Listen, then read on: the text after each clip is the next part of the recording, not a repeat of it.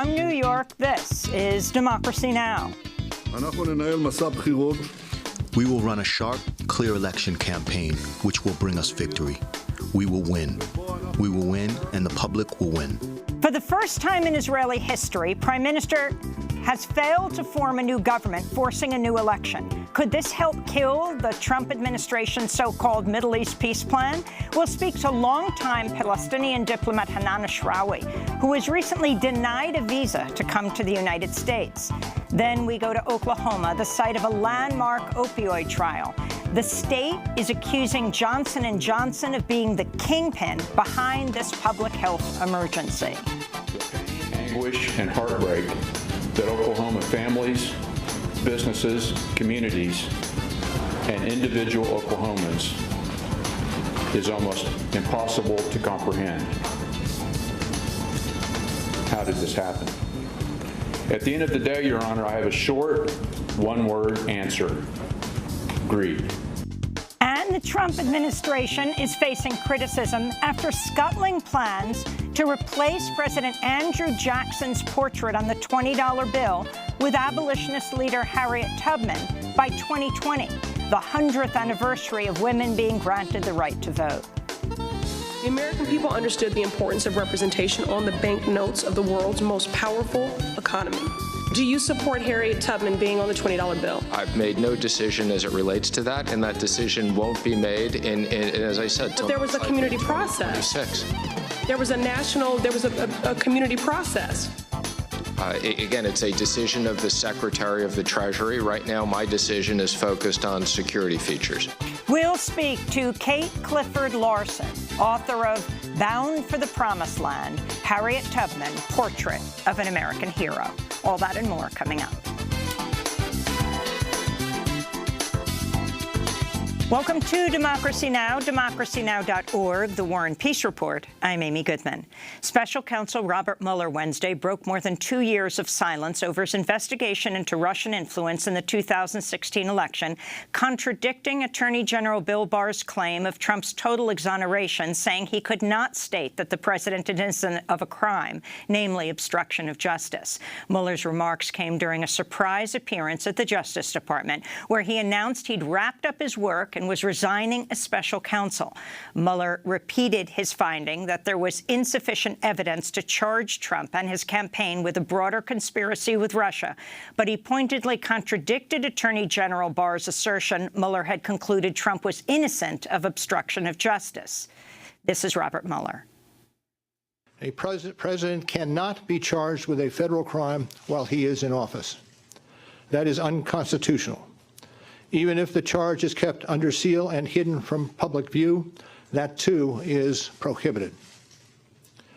The special counsel's office is part of the Department of Justice, and by regulation, it was bound by that department policy. Charging the president with a crime was therefore not an option we could consider. If we had had confidence that the president clearly did not commit a crime, we would have said so. We did not, however, make a determination as to whether the president did commit a crime. Mueller's public remarks prompted fresh calls for impeachment proceedings against the president. This is House Judiciary Chair Gerald Nadler. With respect to impeachment question, at this point, all options are on the table, and nothing should be ruled out. 8 Democrats vying for the 2020 presidential nomination are now calling for the House to open impeachment proceedings. Cory Booker, Kirsten Gillibrand, and Pete Buttigieg joined the call for the first time Wednesday. They joined Senators Kamala Harris and Elizabeth Warren. Congressmember South Moulton, former Congressmember Beto O'Rourke, and former HUD Secretary Julian Castro. Meanwhile, Senator Bernie Sanders said Wednesday he would support the House Judiciary Committee if it opens impeachment proceedings. In Israel, new elections have been called after Prime Minister Benjamin Netanyahu failed to form a coalition government after 6 weeks of negotiations following the April 9th election. The news comes as the United States is promoting a controversial Middle East peace plan drawn up by President Trump's son-in-law, Jared Kushner.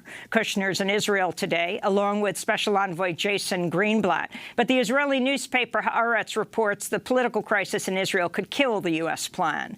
The U.S. has scheduled a conference in Bahrain next month to unveil part of the plan. Palestinian officials have already vowed to boycott the conference and have dismissed any attempts to tackle peace talks in the region without addressing human rights and the Israeli occupation. We'll have more on Israeli politics and Jared Kushner's so-called deal of the century after headlines with Palestinian diplomat Hanan Ashrawi in Ramallah. President Trump's national security advisor Wednesday blamed Iran for mines that damaged oil tankers in the Persian Gulf this month, as well as a recent drone attack on a Saudi oil pipeline. Speaking to reporters in the United Arab Emirates, John Bolton offered no evidence of Iranian involvement, instead asking, who else would you think is doing it? Somebody from Nepal? Unquote. Bolton also said Iran had no reason to walk away from the Iranian nuclear deal, his comments coming exactly a year after the U.S. did exactly that. This comes as the U.S. deployed an additional 900 troops to Saudi Arabia and Qatar. In Louisiana, lawmakers approved a bill Wednesday that would ban abortions once a fetal heartbeat can be detected, becoming the latest state to challenge the Supreme Court's landmark 1973 ruling in Roe v. Wade. Louisiana House lawmakers voted 79-23 for the bill, which outlaws abortions as early as 6 weeks into pregnancy, while providing no exemptions to people who become pregnant by rape or incest. The state's Democratic governor, John Bel Edwards, has promised to sign the bill into law. Walt Disney's chief executive officer, Robert Iger, said Wednesday his company is prepared to halt filming in the state of Georgia, a major hub for film and television production, if a recently passed ban on most abortions takes effect. I think it's also likely to be challenged in the courts, and that could delay it. And we're being careful and cautious about it. But if it becomes law, I don't see how it's practical for us to continue to shoot there. Disney's threat to boycott Georgia over its anti-choice law follows a similar move by Netflix earlier this week. In Geneva, Switzerland, 4 young women from Latin America who were raped as children and denied abortions brought lawsuits Wednesday against their governments before the UN Human Rights Committee.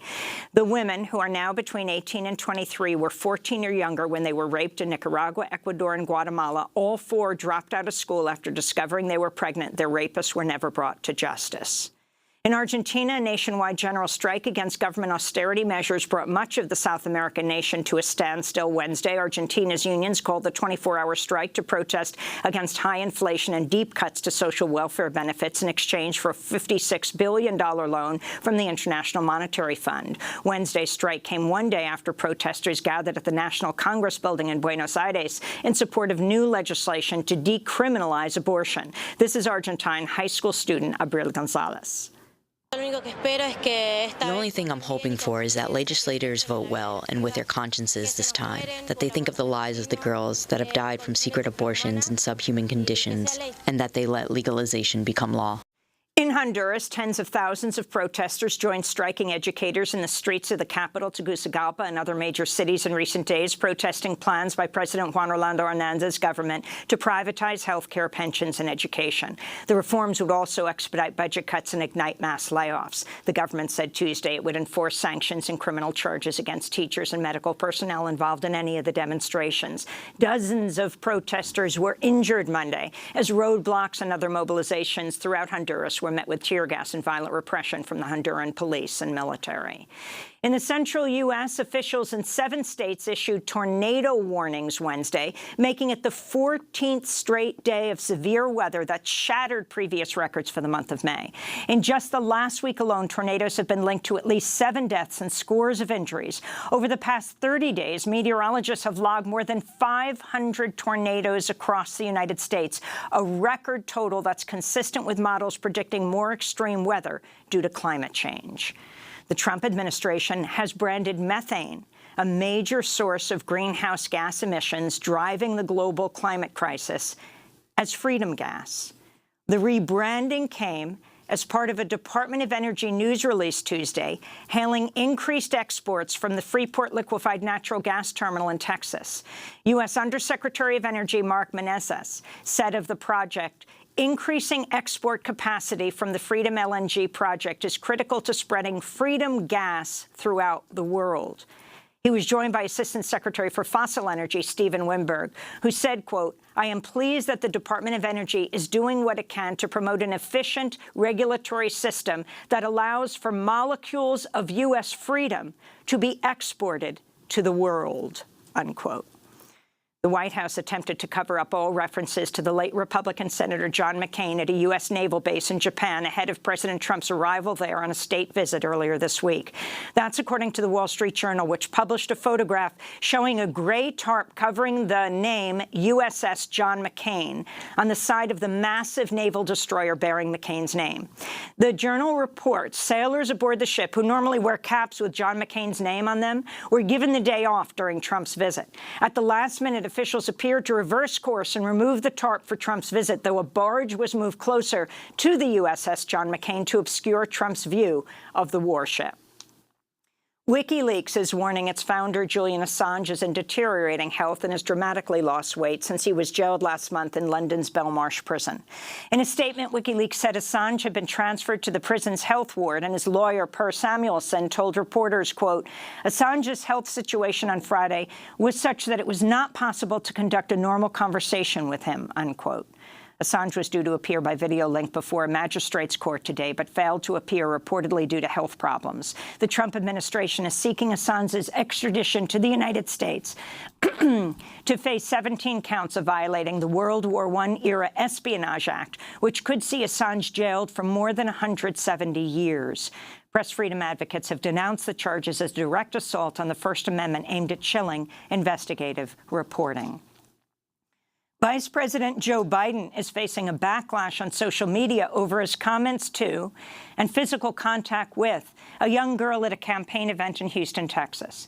On Tuesday, Biden joined a town hall meeting held by the American Federation of Teachers, where he promoted his education plan, the first major policy announcement of his 2020 presidential campaign. Asked by a 10-year-old about political divisions within the United States, Biden concluded his answer with this exchange. I tell you what, honey, what I'm going to do, if you give me an address, I'm going to write you a longer answer and tell you the exact things I would do, okay? Okay? Promise? I'll bet you're as bright as you're good looking, I tell you. Joe Biden then put both hands on the girl's shoulders, marched her over to the assembled reporters, at one point leaning in close to her head. Last month, Biden said he would be more mindful of people's personal space after two women stepped forward to accuse him of inappropriate touching. Biden's not apologized for the incidents. And in New York City, the winners of the 2018 Pulitzer Prize Awards gathered for a lunchtime ceremony Wednesday with one conspicuous absence. Yemeni journalist Maad al-Zikri, who was barred from entering the United States to receive his prize after the Trump administration denied him a visa. Al-Zikri was part of an investigative team of Associated Press journalists who uncovered torture at secret prisons run by the United Arab Emirates in southern Yemen. In a statement, the Associated Press said it was terribly disappointed that Al-Zikri was unable to attend the ceremony. Yemen is one of 6 majority Muslim countries whose citizens are barred from entering the United States under an executive order signed by President Trump and upheld by the Supreme Court in a 5-4 ruling. And those are some of the headlines. This is Democracy Now!, democracynow.org, The War and Peace Report. I'm Amy Goodman. And I'm Nermeen Sheikh. Welcome to our listeners and viewers around the country and around the world.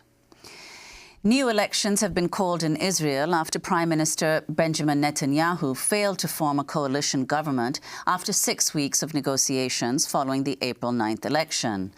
This marks the first time in Israeli history a prime minister designate has failed to form a coalition government. The news comes as the United States is promoting a controversial Middle East peace plan drawn up by President Trump's son-in-law, Jared Kushner.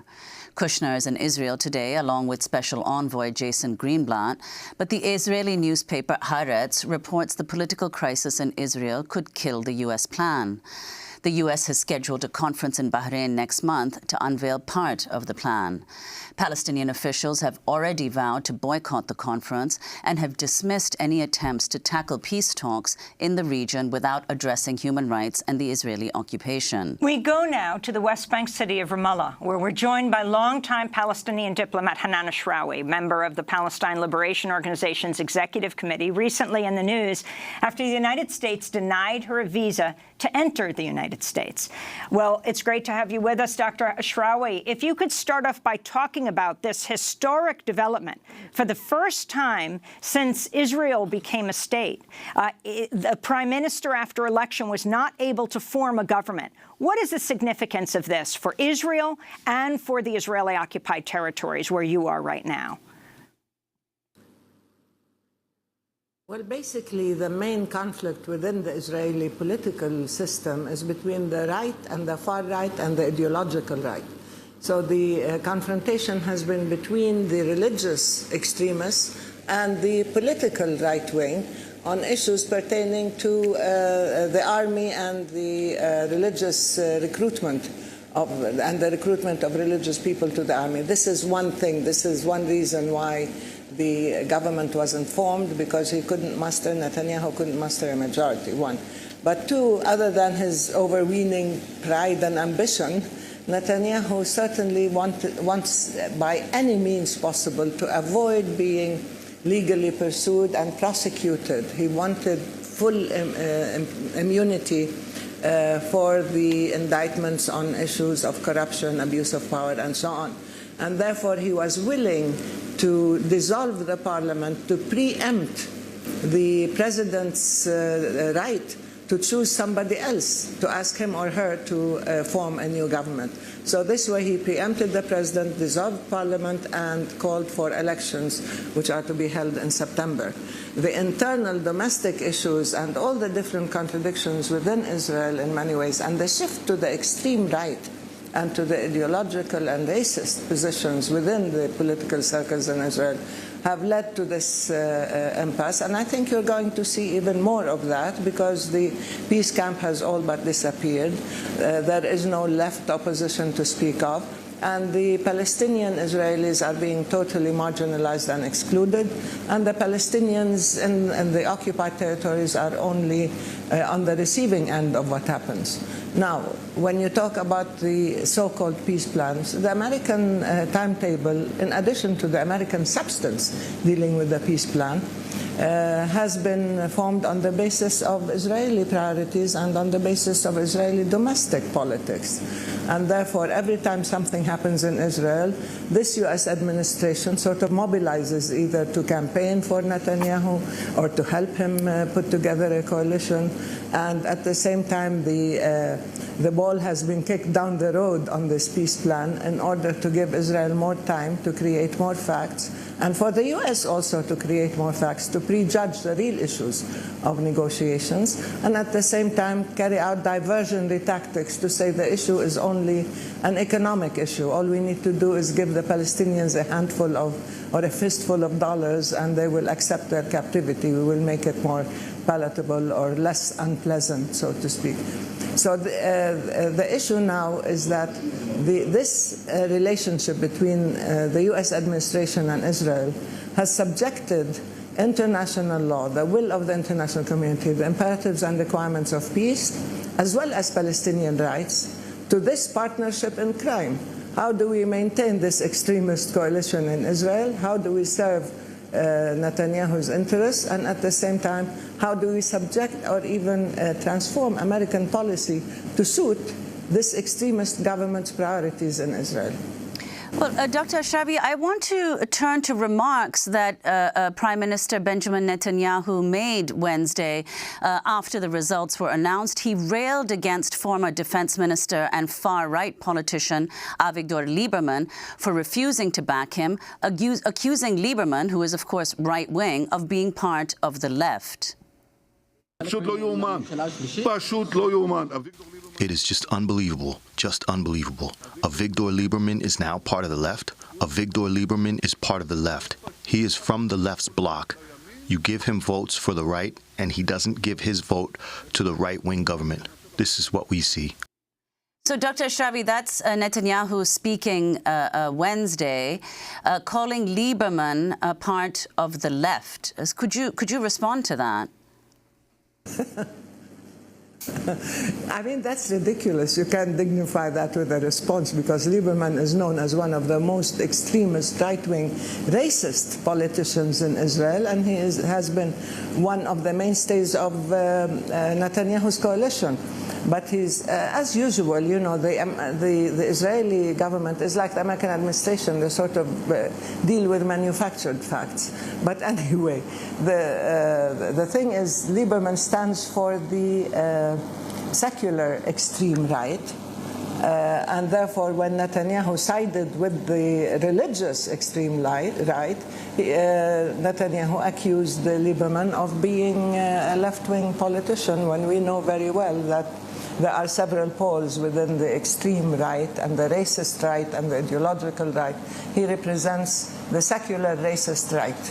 And he's in competition with Netanyahu and has been, and relations have not been well between them. So I don't want to analyze Israeli politics, but very clearly you can brand or you can label anybody the way you want if it suits your purposes. And this has been, a constant trick of Netanyahu's.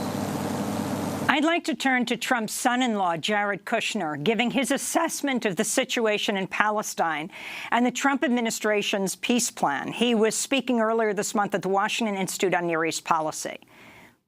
You've got, Hamas obviously in Gaza, which has just driven that place into the ground, and it's really, I think the people are hostages to a terror organization, and that's an unfortunate situation. And then in the West Bank, I think you have people who are pretty repressed, and again, I think that they question whether the leadership is actually looking after their interests or not. And so, again, I think that for the Palestinians, the political aspirations are important. I do believe what we'll put out will address a lot of their political aspirations and a lot of their dignity. That is important to us. We know what's in the plan. We believe that it's virtuous. We believe that it's something that is beneficial to both sides. And it's been very disheartening for us to see that the Palestinian leadership has basically been attacking a plan that they don't know what it is, as opposed to reaching out. If they truly cared about making the lives of the Palestinian people better, I think they would have taken different decisions over the last year, and maybe over the last 20 years. So that's Jared Kushner giving his assessment of the situation in Palestine, criticizing the Palestinian leadership, saying if they cared about Palestinians, they would have taken a different approach. Again, Jared Kushner in Israel today, along with the Middle East envoy, Greenblatt, who is the former real estate lawyer for Donald Trump. Of course, the Israeli U.S. ambassador to Israel, Friedman, is Trump's former bankruptcy lawyer. Dr. Hanan Ashrawi, if you can talk about this plan and what Jared Kushner said about the Palestinian leadership and the plans of the leadership not to participate in the Bahrain talks, what they call a workshop. Yeah. Well, actually, this is quite, it's a workshop.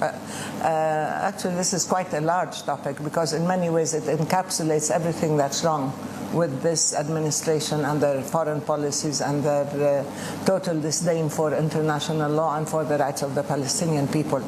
It's ironic that somebody like Jared Kushner is talking about or appointing himself as being more concerned about the Palestinian people's well-being than the Palestinian leadership. Does he want a regime change? It's been tried before. Is he looking for collaborators? I know that they are trying to get collaborators to go to this conference or to this workshop.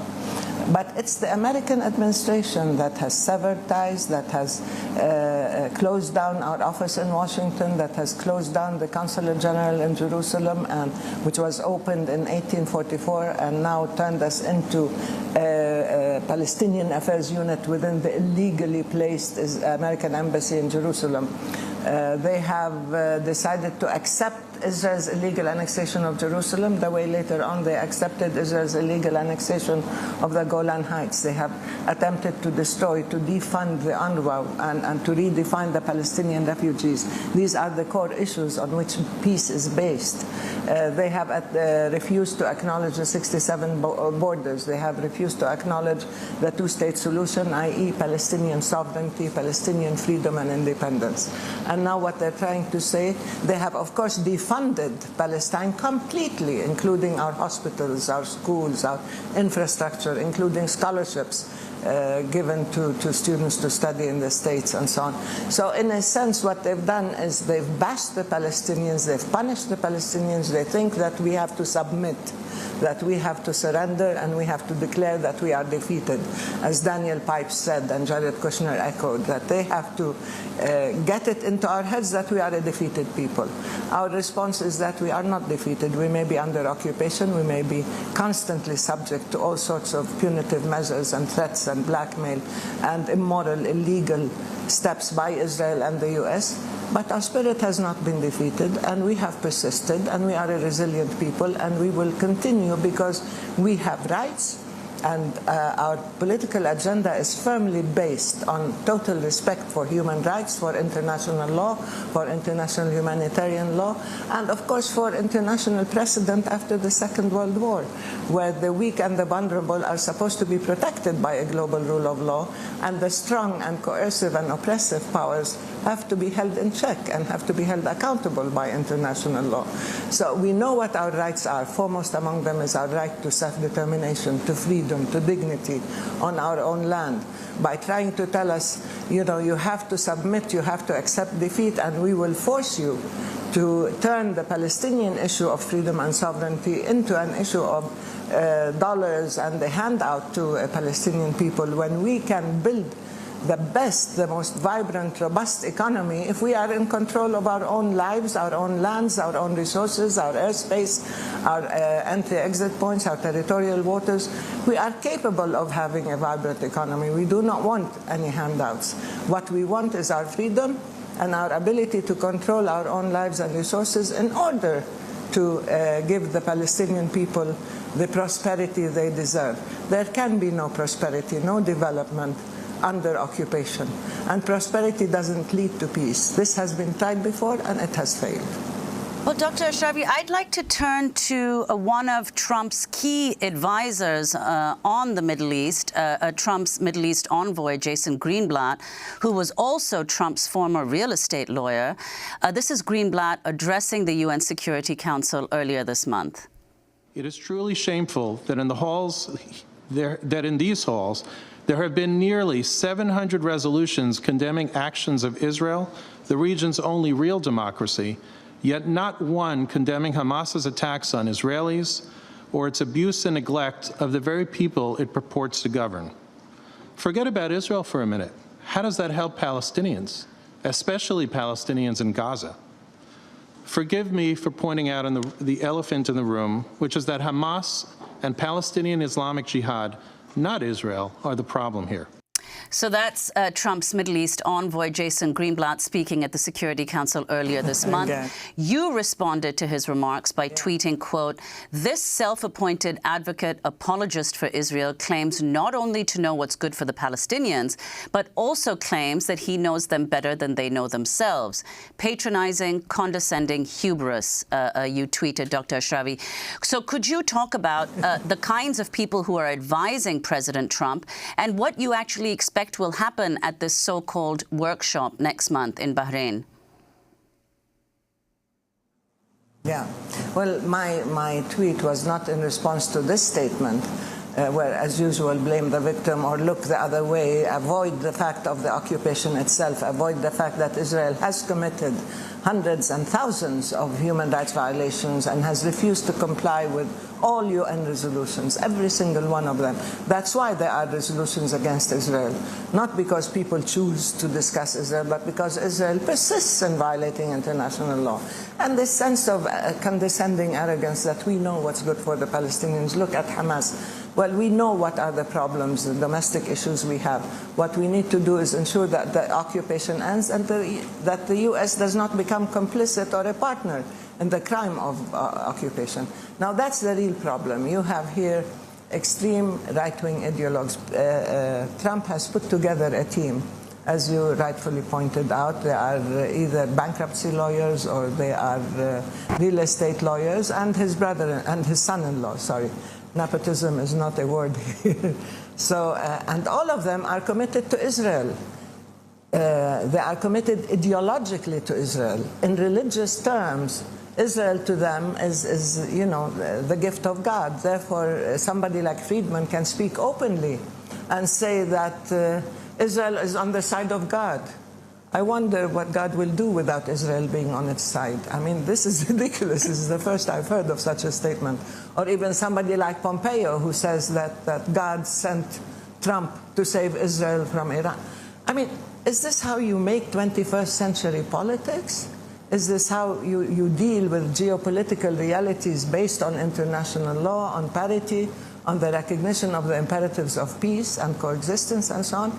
Or do you start invoking biblical texts and the Old Testament and so on in order to justify contemporary injustices. And then somebody like Greenblatt and others keep saying, well, this is an outdated argument. These are archaic arguments. You don't go back to your old arguments, while they're going back and reciting the Bible to us, a 3,000-year-old text, as being the basis of 21st century decisions. And yet we are not supposed to talk about freedom, human rights, dignity. These are really calcified arguments.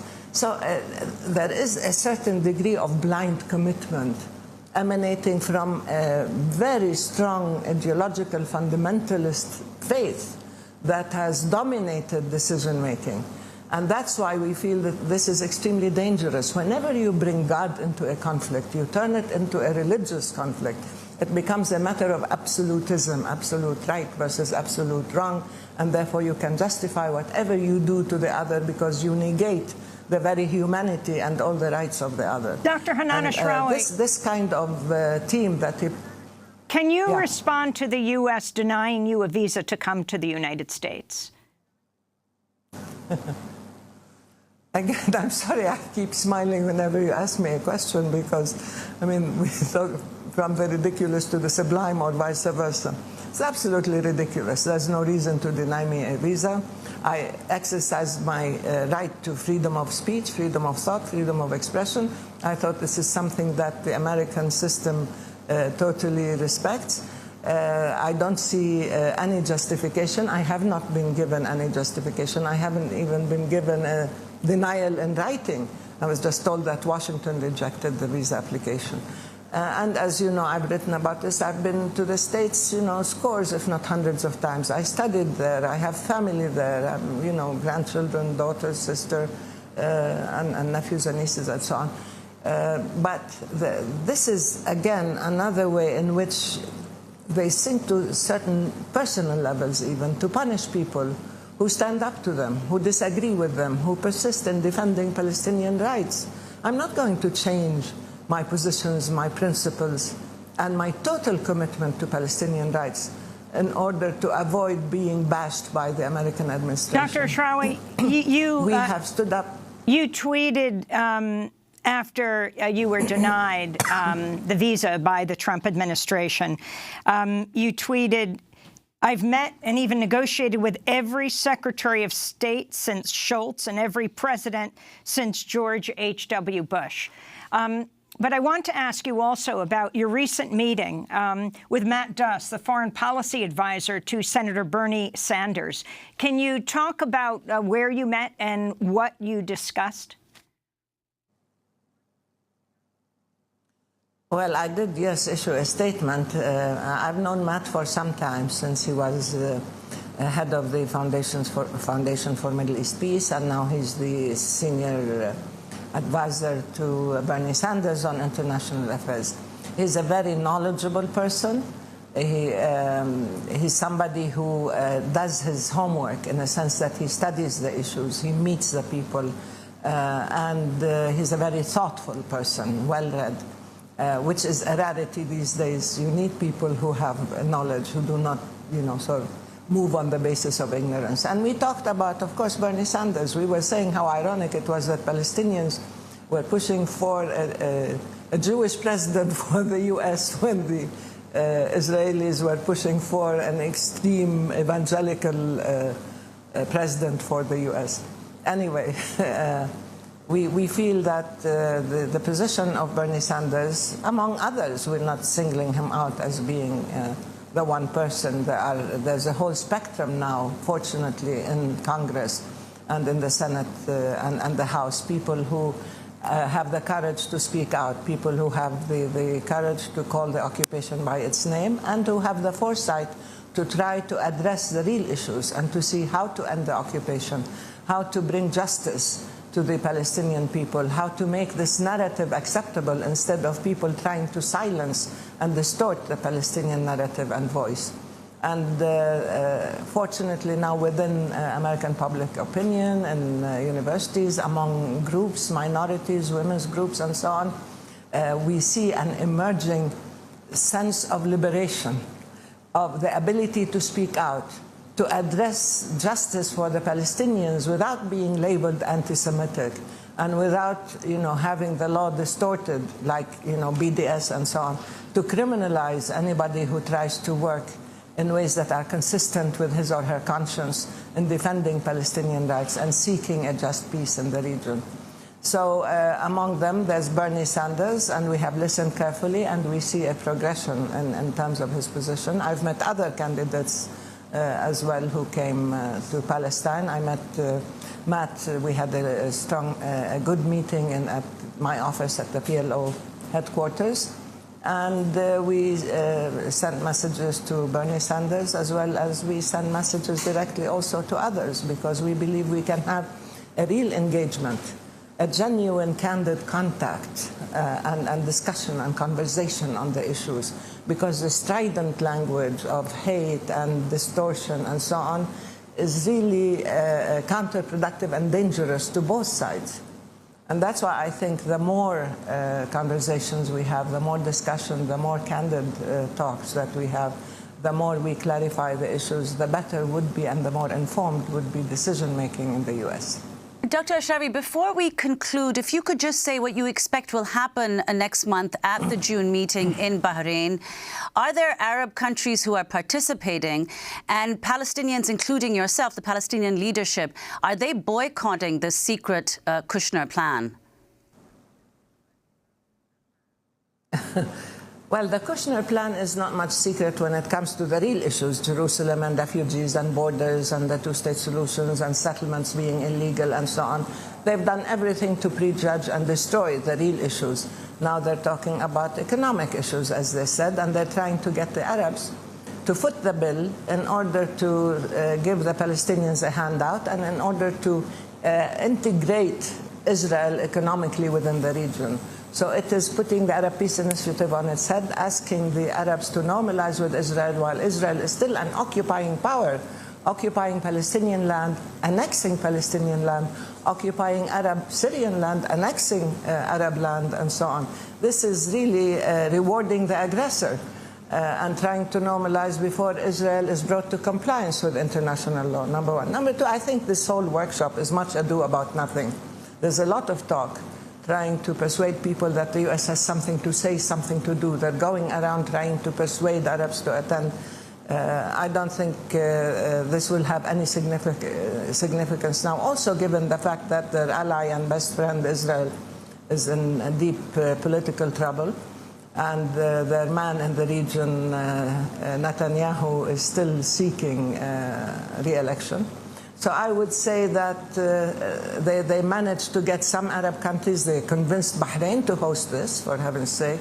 They convinced Saudi Arabia and the United Arab Emirates to immediately announce that they're attending. Even Qatar announced that it's attending. I know that there are many countries who have other political calculations and interests and who do not want to stand up to the U.S. And the U.S. can use different means to threaten, bash, cajole, bribe, whatever they want other countries.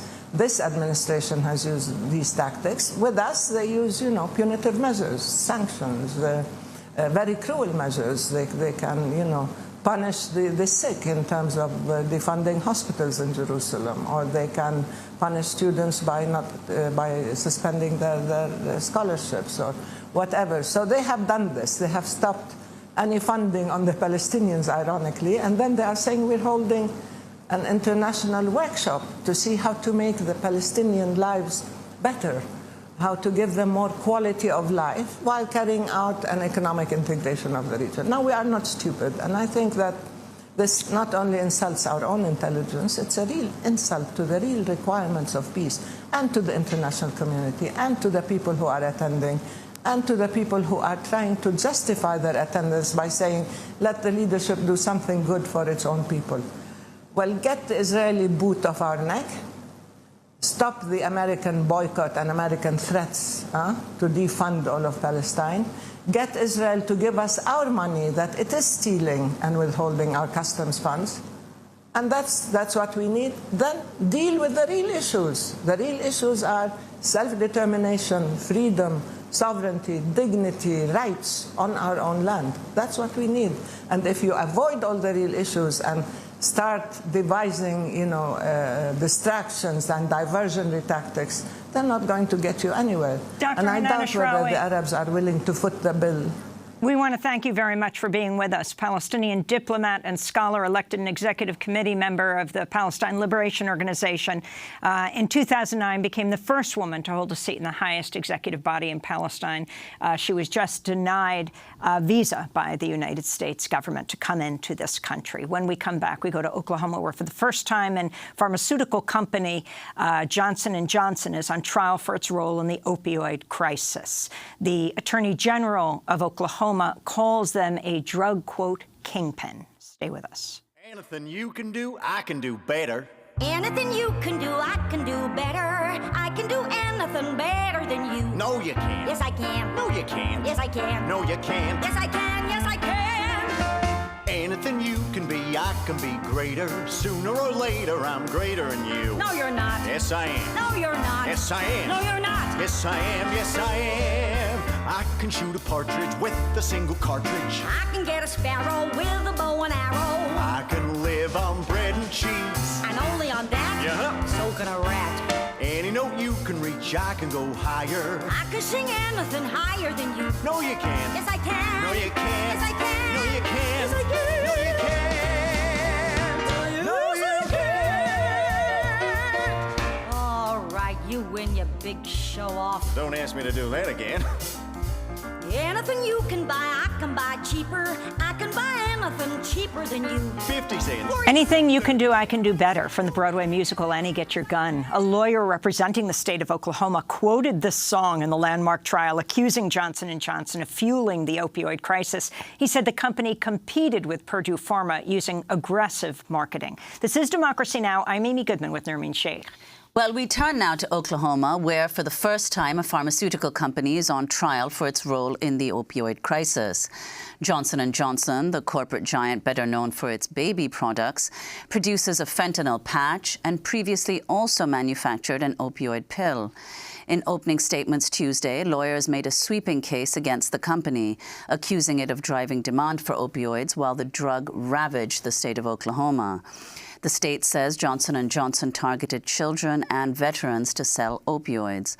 In court filings, Attorney General Mike Hunter likened Johnson & Johnson to a kingpin that's been targeting an unsuspected public since the 1990s. This is Hunter speaking at the trial Tuesday.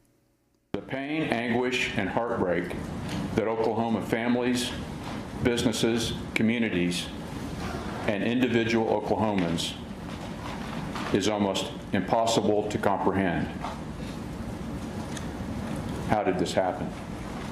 At the end of the day, Your Honor, I have a short, one-word answer: greed.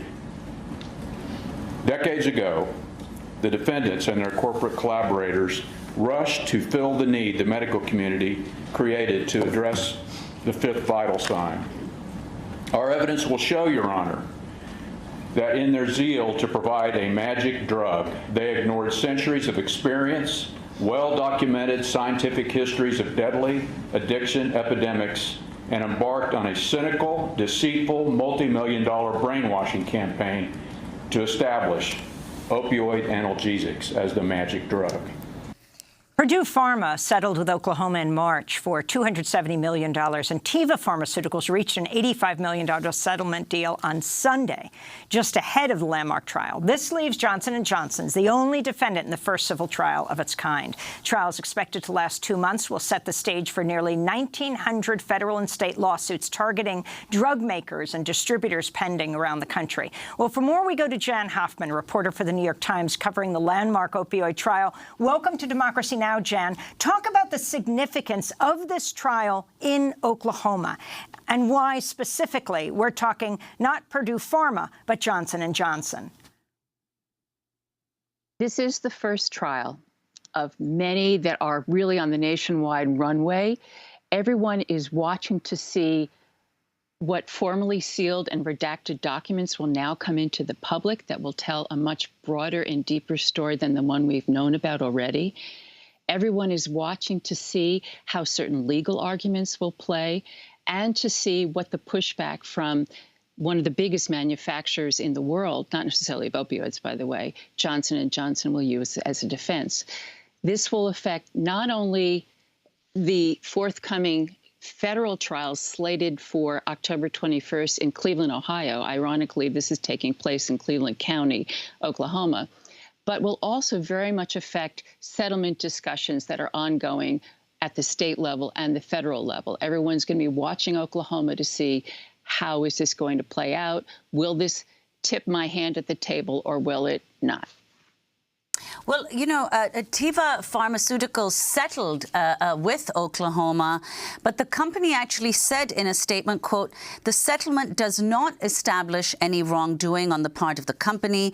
Teva has not contributed to the abuse of opioids in Oklahoma in any way," they said, Teva Pharmaceuticals.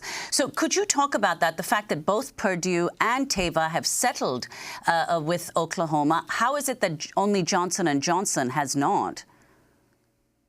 Those are two separate questions. Actually, they're three. Why did Purdue Why did Purdue settle? Why did Teva settle? And why is Johnson & Johnson still on trial? Purdue settled, and some have criticized that settlement as chump change. Purdue settled because they had a terrific winning hand. They had the threat, and still do, of bankruptcy. Oklahoma had a very difficult decision to make. Could they take Purdue to trial, possibly get a big settlement, have it be attacked in the appellate courts, and then have a bankruptcy judge turn to Oklahoma and say, "I'm sorry, we are protecting we're protecting Purdue right now from any claims," and therefore Oklahoma would get nothing. Or they could say, "Let's settle this now, take what we can get, and call it a day." So I think that was very much the thinking behind Oklahoma and certainly behind Purdue as they settled this case. One of the big challenges for Purdue is to let it be known that this case is singular. They don't want it to be set as a precedent for what else they will be paying in other cases. That's a very tricky position for Purdue. Teva's different. Teva makes generics. The question is, did Teva promote these generics? Did they promote them as opioids and make certain claims to them? Teva didn't. It never promoted, as far as it says, the drugs. So the state's case against Teva was frankly weaker. Teva, which is also an enormous corporation, also got out for chump change. Remember, they paid less than half of what Purdue paid. This leaves Johnson & Johnson, whose, I think, 2017 or 18 sales were $81.6 billion worldwide. So Johnson & Johnson has the deepest pockets of all the three defendants so far. Johnson & Johnson is known as being a company that likes to go to trial. I mean, well, nobody likes to go to trial. But when they're accused of something, they will fight, particularly if they feel they have a strong case. J&J is worried about setting precedent, worried about showing that they could lose at trial. Frankly, that they're worried about losing at the appellate courts, because whether they're going to prevail before state court judges, you figure that one out. So they basically said, let's show them our hand, let's show them our defense, let's fight this case, let's bring it through the courts. We'll lose, frankly, in terms of damage to our reputation, but in the long run, we may win further down the road. Oklahoma Attorney General Mike Hunter says over a 3-year period from 2015 to 2018 that there were 18 million prescriptions for opioids written in Oklahoma, which has a population of just under 4 million. 18 million prescriptions for 4 million. Also, over 15 years, overdose deaths increased by 91%. These are extraordinary figures. And you have Johnson & Johnson lawyers saying, well, these drugs have FDA approval. Can you respond to both? Sure. This is why the J&J lawyer, and believe me, I don't want to be seen as carrying water for J&J, but the J&J lawyer said, and this is the sort of crux of their defense, facts are stubborn things. When you start to drill down into that data, you see that you are not particularizing those overdose deaths from one drug to another, Are they from heroin? Are they from fentanyl? Are they from fentanyl from China? Are they from heroin from across the border? Are they from pill mills that were shut down because they were either illegal or criminal? We don't know.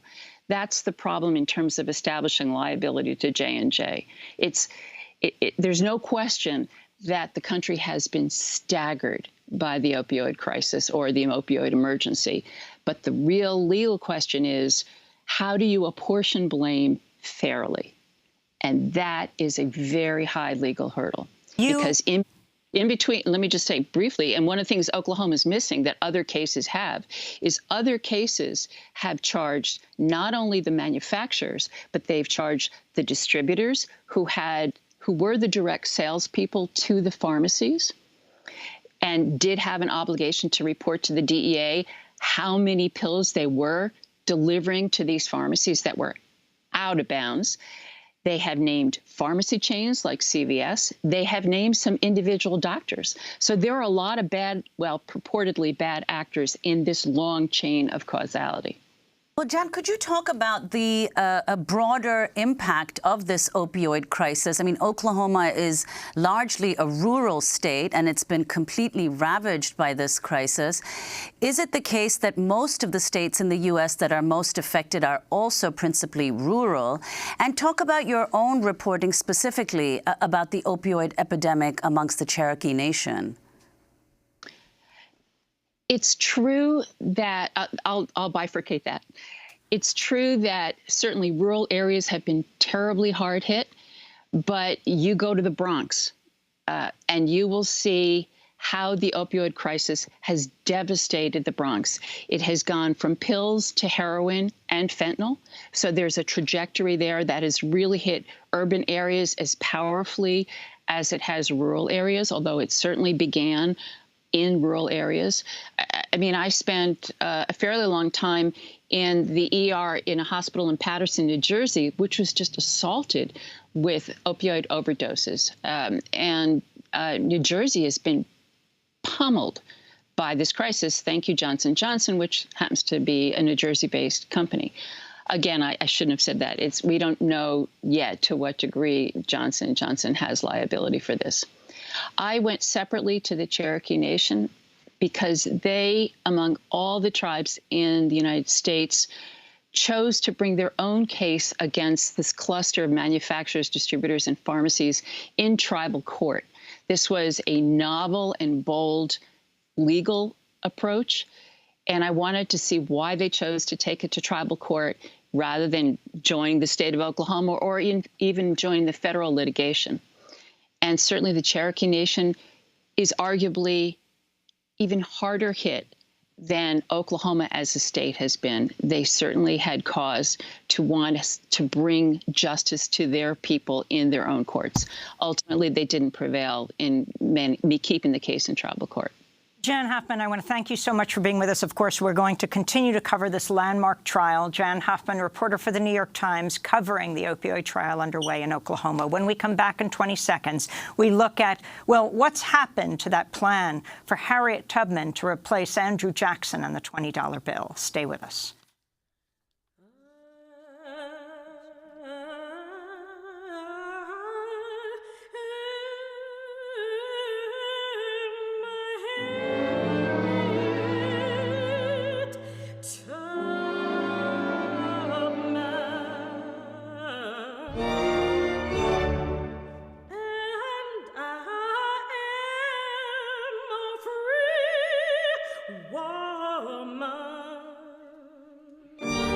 This is Democracy Now! I'm Amy Goodman with Nermeen Sheikh.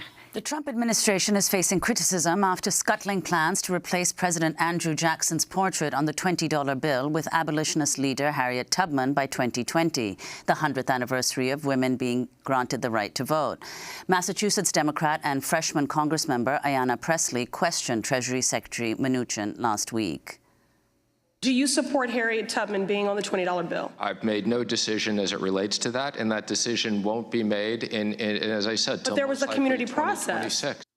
We go now to Boston, where we're joined by Kate Clifford Larson, the author of Bound for the Promised Land, Harriet Tubman, Portrait of an American Hero. Talk about what the plan was, Kate Clifford Larson, for replacing Harriet Tubman, who Harriet Tubman is, and what's happened. Well, in April of 2016, then Secretary of the Treasury Jacob Lew announced that the $5, $10, and $20 notes would be redesigned to incorporate women into those designs onto our currency. And on the $20 note, he announced that Harriet Tubman would replace Andrew Jackson. And of course, we were all thrilled because there had been a process. People had voted across the country. A group of women had gotten together and started Woman on the 20 campaign. And overwhelmingly, Americans voted for Harriet Tubman to be the face of the $20 bill. And the design was started, and we were thrilled that the process was moving ahead. And once President Trump was brought into office, and then the process seemed to slow down, and now this recent announcement from Secretary Mnuchin that that decision won't be made now, it will be put off into the future. But actually, the decision was made, and the process was started, and the design is available. So we're all very, very frustrated because it's time that a woman is on our currency. And explain who Harriet Tubman is, her history, her life. Harriet Tubman is a remarkable human being and American hero. She was born enslaved on the eastern shore of Maryland in 1822. Had a horrific childhood, being separated from her family and hired out to other slaveholders. She was brutally beaten and neglected and starved, but she survived, and she grew up to be a remarkable, strong, brilliant woman who took her own liberty. She escaped from slavery, and then she returned well over, about 13 times to rescue her family and friends. I mean, nobody did that. It was so dangerous. And then during the Civil War, she was a spy and a scout and a soldier. And so she brought her battle against slavery to the South, and she helped win. And later in her life, she was a civil rights activist, an activist fighting for the right to vote. She deserved to vote, and it was denied her. She was a humanitarian and just a remarkable human being. And her legacy lives on. I mean, people never forgot who she was. She was famous during her lifetime, and she's even more famous today. And I think that people see in her what we as Americans hold so dearly, and that's the fight for freedom, that we represent freedom to people around the world who are oppressed. She represents that in so many different ways.